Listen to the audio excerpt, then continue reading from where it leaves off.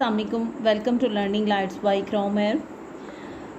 2 जून को आपका एग्ज़ाम्स है, तो स्टूडेंट की तरफ से काफ़ी रिक्वेस्ट थी कि हमारे साथ गेस्ट पेपर शेयर किए जाएं। मैंने एक प्लेलिस्ट अपलोड की हुई है, उसमें इंपॉर्टेंट एमसीक्यूज़ या समटाइम किसी पर्टिकुलर ईयर के पेपर सॉल्व हैं, उसके ऑब्जेक्टिव या लॉन्ग क्वेश्चन, तो आप उस प्लेलिस्ट को कंसर्न कर सकते हैं। इस लेक्चर में मैं आपके साथ कुछ इंपॉर्टेंट टॉपिक्स डिस्कस करूँगी, ऑब्जेक्टिव के लिए भी और शॉर्ट क्वेश्चंस के लिए भी।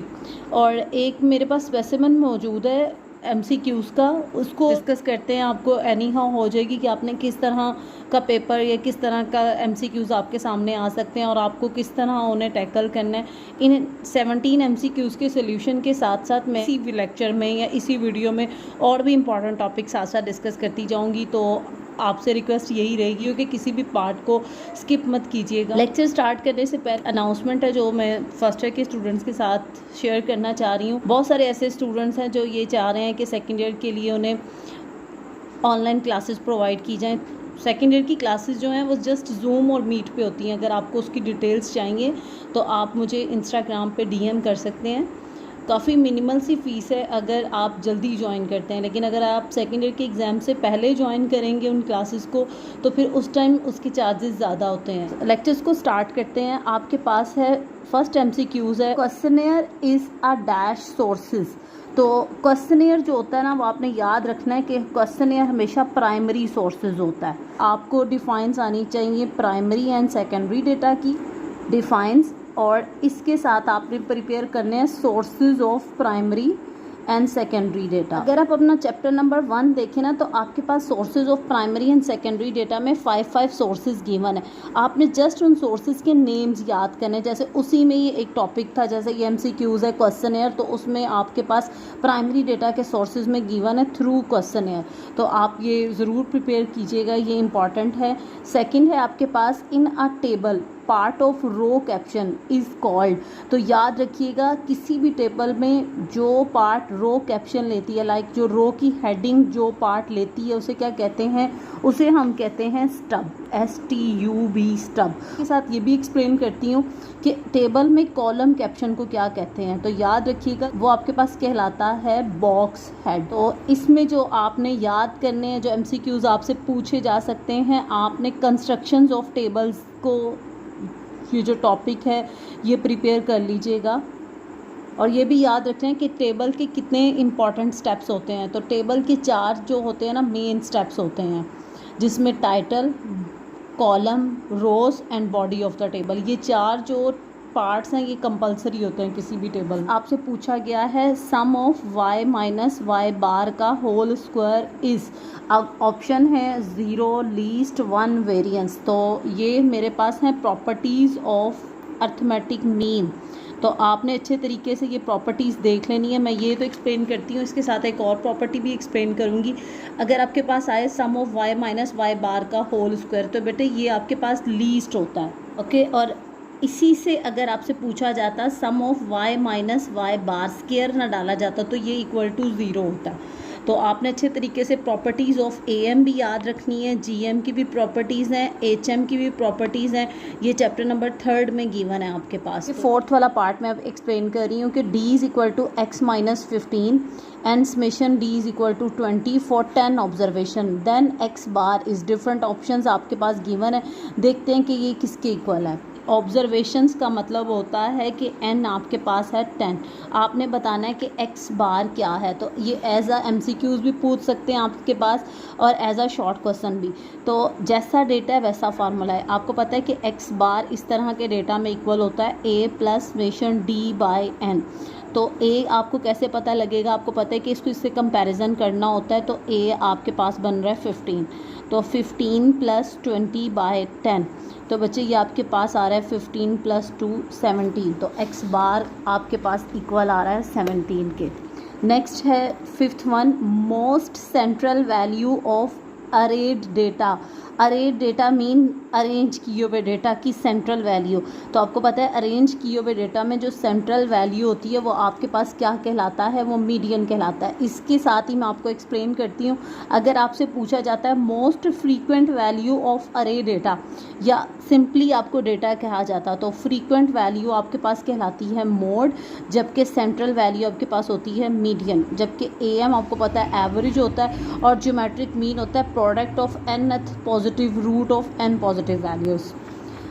6 है आपके पास इम्पॉर्टेंट है और मोमेंट्स का टॉपिक भी बहुत इंपॉर्टेंट। चैप्टर नंबर 4 का जो क्वेश्चन आता है, एक जो पार्ट होता है लॉन्ग का वो मोमेंट्स में से आता है और एक पार्ट जो मोमेंट से पहले टॉपिक है like mean deviation, variance, standard deviation. तो एक पार्ट इनसे रेलेवेंट होता है और एक मोमेंट्स पे बेस कर रहा होता है। आपको कहा गया है if B2 = 3 the distribution is called. तो याद रखिएगा मेसोकर्टिक डिस्ट्रीब्यूशन और नॉर्मल डिस्ट्रीब्यूशन ये एक ही टॉपिक्स है, ये एक ही डिस्ट्रीब्यूशन के नाम है। जो मेसोकर्टिक होता है वो ही नॉर्मल डिस्ट्रीब्यूशन होता है। जब आप सेकेंड ईयर का सिलेबस स्टार्ट करेंगे तो फर्स्ट जो चैप्टर आपके पास आएगा चैप्टर 10 वो नॉर्मल डिस्ट्रीब्यूशन पे ही बेस करता है।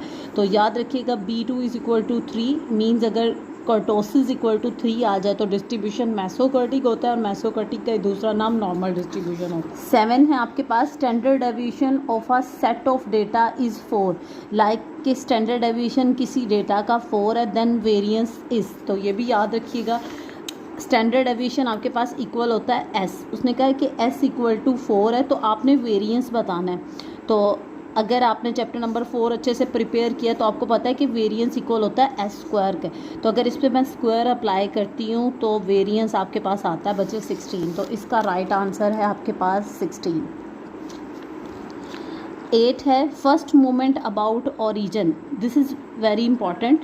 फर्स्ट मोमेंट अबाउट ओरिजिन, जो ओरिजिन वाले मोमेंट्स होते हैं ना उनके ऊपर प्राइम लगा होता है, लाइक इनके ऊपर प्राइम है। फर्स्ट मोमेंट की बात हो रही है तो सबस्क्रिप्ट M1 प्राइम। तो पूछ रहे हैं आपसे कि M1 प्राइम किसके इक्वल होता है। तो याद रखिएगा M1 प्राइम इक्वल होता है अर्थमेटिक मीन के। और अगर आपसे यहाँ पे कहा जाता है कि फर्स्ट मोमेंट अबाउट मीन, जो फर्स्ट मोमेंट अबाउट मीन इनके ऊपर प्राइम नहीं आता है। तो अगर आपसे पूछा जाता है M1 किसके इक्वल है तो M1 इक्वल होता है 0 के, जबकि M1 प्राइम इक्वल होता है अर्थमेटिक मीन के। पास index number of base year, हम इंडेक्स नंबर कैलकुलेट करते हैं किसी बेस ईयर के रिस्पेक्ट तो वो इक्वल टू आता है 100 के। है आपके पास Fisher ideal index number is dash between Laspeyres and partial index number. Right answer था ज्योमेट्रिक मीन। 11 है आपके पास for 2 independent events A and B probability of A intersection B। इसका राइट आंसर तो ये है, लेकिन इसके साथ मैं आपके पास एक इम्पॉर्टेंट पॉइंट शेयर करती हूँ कि जब 2 events A and B independent हो तो probability of A intersection B इसके इक्वल होती है। लेकिन अगर A and B not independent हो तो फिर probability of A intersection B, इसमें आपने कॉन्स्टेंट टर्म याद रख लेनी है। प्रोबेबिलिटी ऑफ पहले लिखेंगे A, जब आप इधर A लिख रहे हो तो यहाँ पे आ जाएगा B/A, या आप इसको इसके इक्वल भी कह सकते हो probability of A intersection B। अगर यहाँ पे लिखेंगे प्रोबेबिलिटी ऑफ B तो यहाँ पे आ जाएगा B, यहाँ पे लिखा है तो ये डिवाइज़र में B और न्यूमिनेटर में आपके पास A। तो ये याद रखिएगा, कभी आपसे इंडिपेंडेंट के मुतालिक पूछ सकते हैं, कभी आपके पास नॉट इंडिपेंडेंट के मुतालिक पूछ सकते हैं। 12 है आपके पास when 2 dice are rolled element in sample space. आपको पता है डाइस जो होते हैं अगर हम इन्हें 2 डाइस को एट अ टाइम रोल्ड करें तो सैम्पल स्पेस में इवेंट्स बनते हैं 36 में। ये एक्सप्लेन भी करती हूँ किस तरह। आपके पास आपको पता है कि एक डाई में जो चांसेस होते हैं ना वो चांसेस होते हैं 6, लाइक आपके पास 1 2 3 4 5 और 6, इनमें से कुछ भी आ सकता है। अब आपने 2 डाइस को रोल करना है तो टोटल चांसेस हैं 6, तो 6 की पार आ जाएगी 2, तो ये 36 बनता है इस तरह आपके पास। और इसकी सैम्पल स्पेस भी बनाना सीख लीजिएगा, इंपॉर्टेंट है ये। 13 है which is not possible in a probability distribution. Different options आपके पास गिवन है। अगर किसी को इसका राइट आंसर पता है तो ज़रा बताइएगा कमेंट सेक्शन में वीडियो को पॉज करके, और अगर नहीं पता तो देखिएगा। आपके पास गिवन है कि probability of x is equal to 0.5। Next है प्रोबेबिलिटी ऑफ x इज़ 1/4। फिर है probability of x is equal to 0.05 और देन गिवन है probability of x is equal to 6/5। अब वो कह रहे हैं कि किसी प्रोबेबिलिटी डिस्ट्रीब्यूशन में इन चारों ऑप्शंस में से ऐसी कौन सी ऑप्शंस है जो पॉसिबल नहीं होती। तो याद रखिएगा किसी भी इवेंट की प्रोबेबिलिटी 1 से ग्रेटर नहीं होती। तो अगर आप 6/5 को डिवाइड करें तो 1 पॉइंट समथिंग कुछ आता है। तो ये मेरे पास इसका राइट आंसर था, क्योंकि ये तो जो तीनों ऑप्शंस 1 से छोटी छोटी हैं, तो ये 0.5 है, ये 1/4 है, ये 0.05 है। तो यही एक ऐसी वैल्यू है जो 1 से ग्रेटर है, तो ये नॉट पॉसिबल पे थी। 14 है, ये इंपॉर्टेंट बी है आपके पास, मैं एक्सप्लेन करती हूँ आपके साथ। आपको गिवन किया हुआ है sum of expected value of x minus expected value of x का whole square is equal to 49। Hope so आपने चैप्टर नंबर 8 में ये देखा होगा कि ये चीज़ इक्वल होती है वेरिएंस के। तो वेरिएंस आपके पास गिवन था 49, आपने स्टैंडर्ड एविएशन बताना है। अभी मैंने आपके साथ एक्सप्लेन किया कि वेरिएंस होता है s स्क्वायर, 49 है, आपने स्टैंडर्ड एविएशन लाइक s बताना है। तो बच्चे जब आप इसके ऊपर अंडर रूट अप्लाई करोगे तो s आपके पास आ रहा है 7 है। अगर आपसे पूछा जाए एक्सपेक्टेड वैल्यू ऑफ 5 लाइक, तो expected value of a constant is constant itself. Like अगर आपसे ये भी पूछा जाए एक्सपेक्टेड वैल्यू ऑफ c, तो ये इक्वल होता है c के। प्रॉपर्टीज़ ऑफ एक्सपेक्टेशन प्रिपेयर कर लीजिएगा। 15 है बच्चे आपके पास variance of hypergeometric distribution. तो इसका आंसर तो ये है, लेकिन मैं इसके साथ साथ आपको इंपॉर्टेंट पॉइंट भी बताती हूँ जो आपने चैप्टर नंबर 9 भी प्रिपेयर करने हैं। तो चैप्टर नंबर 9 में जो इम्पॉर्टेंट पॉइंट्स आपसे पूछे जा सकते हैं, सबसे पहले तो प्रॉपर्टीज़ आपके पास आ सकती हैं, properties of binomial BD and hyper geometric distribution, तो ये आपने याद रखनी है।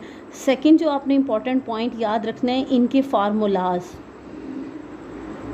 Formulas of binomial distribution. Like आपसे पूछा जाता है कि बायनोमियल डिस्ट्रीब्यूशन का मीन किसके इक्वल होता है, तो ये इक्वल होता है NP के। इसका वेरिएंस किसके इक्वल होता है, तो बच्चे ये इक्वल होता है NPQ के। और इसमें अपने ये भी याद रखना है P + Q = 1 होता है। तो अगर आपको लाइक ऑप्शन में दे दूँ PQ = 3.5, तो अब मुझे ये बताओ कि जब P में Q को प्लस करके =1 आना है, तो Q = 3.5 गिवन है, तो नॉट अ बायनोमियल डिस्ट्रीब्यूशन।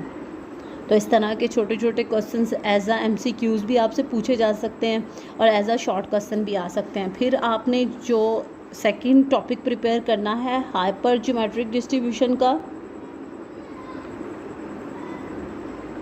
उसमें भी सबसे पहले आपने याद करनी है प्रॉपर्टीज़, क्योंकि बायनोमियल की प्रॉपर्टीज़ और हाइपर की प्रॉपर्टीज़ में माइनर सा डिफरेंस है, तो समटाइम्स स्टूडेंट कंफ्यूज हो जाते हैं। तो इनकी प्रॉपर्टीज़ को अच्छे तरीके से प्रिपेयर कीजिएगा। और सेकेंडली इसके भी मीन एंड वेरिएंस फार्मूलाज, तो मैं आपके साथ एक्सप्लेन भी करती हूँ। Mean of hypergeometric distribution equal होता है NK/N, जबकि variance of hypergeometric distribution equal होता है NK/N आ जाएगा। फिर आपने याद रखना है 1 - K/N, और साथ एक करेक्शन कोफिशिएंट लग जाएगा N - N/N-1। तो एक्चुअल में जस्ट मुझसे ये MCQs अभी पूछा गया था, तो इसका राइट आंसर मैंने यहाँ पे टिक भी किया है, तो ये भी याद रखना है। और आपने जो है ऑब्जेक्टिव के लिए एक और पॉइंट याद रखना है, आपने इनके पैरामीटर्स भी याद करने हैं, ठीक है, कि हाइपर ज्योमेट्रिक डिस्ट्रीब्यूशन के कितने पैरामीटर्स होते हैं और बायनोमियल डिस्ट्रीब्यूशन के कितने पैरामीटर्स होते हैं। लास्ट है बच्चे आपके पास binomial distribution is, different options provide की गई हैं, कंटिन्यूस, क्वालिटेटिव, सिमेट्रिकल, डिस्क्रीट। तो वैसे तो बुक में इसका आंसर नहीं गिवन, लेकिन एक टिप आपको गिवन थी, उसके अकॉर्डिंग आपने बताना था कि बायनोमियल डिस्ट्रीब्यूशन की नेचर कैसी होती है। तो अगर आपको याद हो बायनोमियल डिस्ट्रीब्यूशन में जो x की रेंज होती है ना बच्चे, वो इक्वल होती है 0, 1, 2, 3 अप टू सोन n। तो इसको देख के हम कह सकते हैं कि जो बायनोमियल डिस्ट्रीब्यूशन होता है ना, ये डिस्क्रीट डिस्ट्रीब्यूशन होता है। कोई प्रॉब्लम है कि नहीं समझ पा रहे कि डिस्क्रीट डिस्ट्रीब्यूशन कौन सा होता है, तो जब हम नंबर लाइन पे आइसोलेटेड पॉइंट लेते हैं, लाइक 1 ले रहे हैं, फिर उसके बाद 2 ले रहे हैं, 3 ले रहे हैं, इनके बिटवीन कोई वैल्यूज़ नहीं ले रहे, तो फिर ऐसा डिस्ट्रीब्यूशन डिस्क्रीट होता है। और अगर आप पॉइंट में वैल्यूज़ लें तो वो कंटिन्यूस होता है, क्योंकि ये रेंजेस डिस्क्रीट पे डिपेंड कर रही हैं। तो डैट्स वाई बायनोमियल और हाइपर हाइपरज्योमेट्रिक, दोनों डिस्ट्रीब्यूशन ही डिस्क्रीट डिस्ट्रीब्यूशन होते हैं। तो इसका राइट आंसर था डी। 17 है, इन हाइपरज्योमेट्रिक डिस्ट्रीब्यूशन आपने बतानी है हाइपरज्योमेट्रिक डिस्ट्रीब्यूशन में सक्सेसिव ट्रायल्स कैसी होती हैं। तो वैसे ही मैंने पॉइंट आपके पास टॉपिक भी लिख दिया कि आपने कौन सा प्रिपेयर करना है, ये प्रॉपर्टीज़ हैं हाइपरज्योमेट्रिक की। तो मैं इसका राइट आंसर आपको बताती हूँ। हाइपरज्योमेट्रिक डिस्ट्रीब्यूशन में सक्सेसिव ट्रायल्स होती हैं ना, वो डिपेंडेंट होती हैं। लेकिन अगर यहाँ पे पूछा जाता है इन बायनोमियल डिस्ट्रीब्यूशन, तो जो बायनोमियल डिस्ट्रीब्यूशन होता है उसमें सक्सेसिव ट्रायल्स होती हैं इंडिपेंडेंट। ये तो इस तरह ये थे डिफरेंट एमसीक्यूज़, इस तरह की नेचर के एमसीक्यूज़ आपसे पूछे जा सकते हैं। स्टिल अगर किसी स्टूडेंट के पास कोई स्पेसिमम मौजूद है, उसका आंसर उसे नहीं पता, तो आप मुझे कमेंट सेक्शन में पूछ सकते हो या इंस्टा पे डीएम भी कर सकते हो। मैं एग्ज़ाम्स में मुमकिन कोशिश करती हूँ कि स्टूडेंट को फौरी आंसर करूँ, लेकिन अगर फिर भी लेट हो जाए तो उसके लिए एक्सक्यूज़ है आप सबसे। बाकी अपना ख्याल रखिएगा। अल्लाह हाफ़िज़।